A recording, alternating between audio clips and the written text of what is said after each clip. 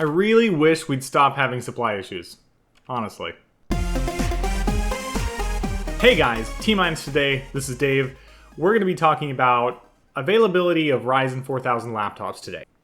So the Ryzen 4000 mobile series came out swinging back on March 16th, 2020, and they did a great job of retaking the market. Intel has been a leader in this space for a very long time, but just as the CPU space on the desktop side got taken over by AMD a while back, they are now coming after the mobile market, and boy, they hit hard. So I just wanted to take a look at a couple laptops today that are focused on the Ryzen 4000 series. Now, I want to be clear. If you're looking for a laptop under $500, the Ryzen 4000 series may not be a good fit for you. It is not really a budget CPU. It is high performance and it performs really well. Sure, it's going to be in lower end laptops, but it is a new PC part.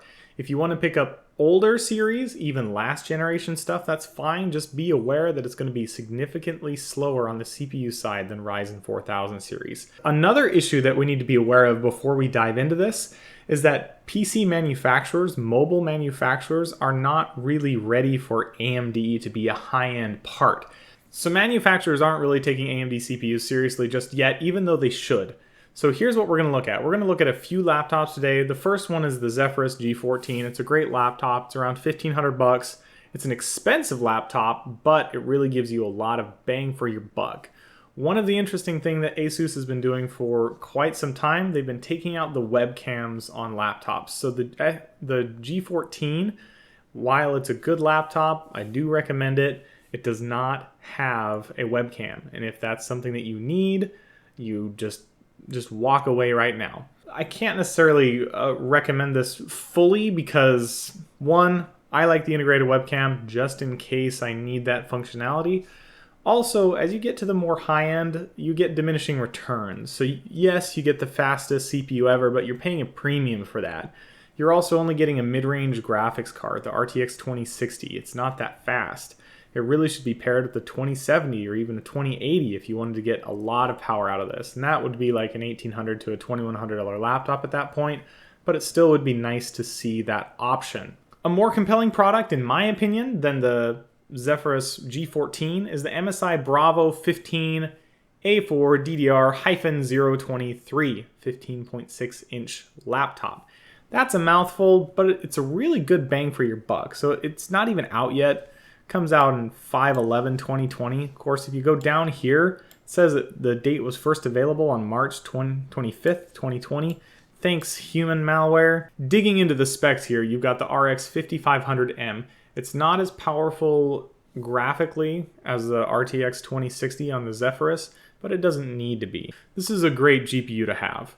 It comes with 4 gigabytes of GDDR6. It's only a 1080p display. You're really not going to need more than that. And it comes with a 120 Hz panel, which I love. It's IPS, it's 1080p, it's FreeSync enabled, good stuff.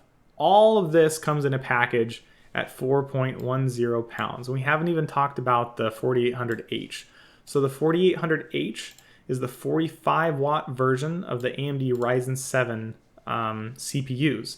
There is a U version for ultra portable laptops, which only has a 15 watt TDP. Now this is much less powerful than the 4800H. The reason is because of the TDP. Look at the base clock on the 4800U. It's only 1.8 gigahertz, whereas the base clock on the 4800H is 2.9 gigahertz. So you're going to be much more powerful with the H version. So this is really good for like workstations. Think about like mobile editing rigs. This would be an incredible laptop for something like that. You have USB 3.2 Gen 1, Type C, and Gen 1. These are 10 gig ports. That's great. So all of this is good. All in a package for $1,000. This is a good laptop for the price. If you can get it for $1,000 or even cheaper, really good option. Thumbs up from me.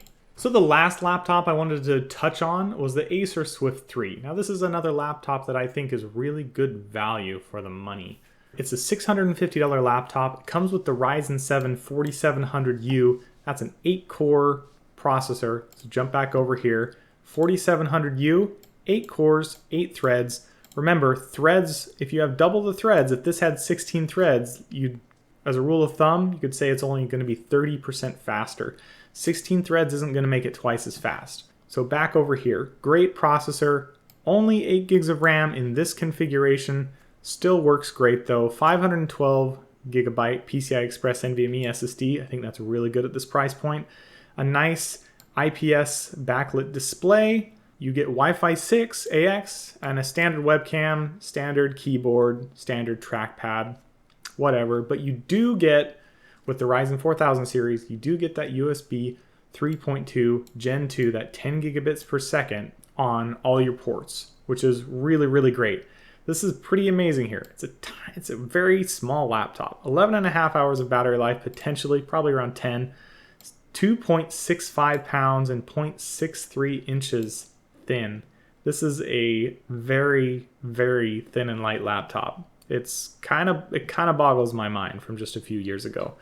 Great option. Those are the three that I would kind of look at. As you can see, all of these really aren't in stock except for the high-end one.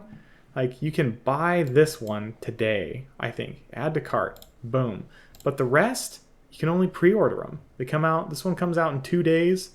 This one's just out of stock. A lot of these are just out of stock right now. So just hang tight. We've got CPUs coming your way. And be careful when you search for like the Acer Swift. The first one that comes up, this comes with the Ryzen 7 2700U. I'll post some links in the description on stuff that I found. Just be very careful not to purchase the 3000 series. They're just not as good as the 4000 series. If you can get it for a really good deal, that's fine. Just be aware of what you're purchasing. Thanks, and we will see you next time.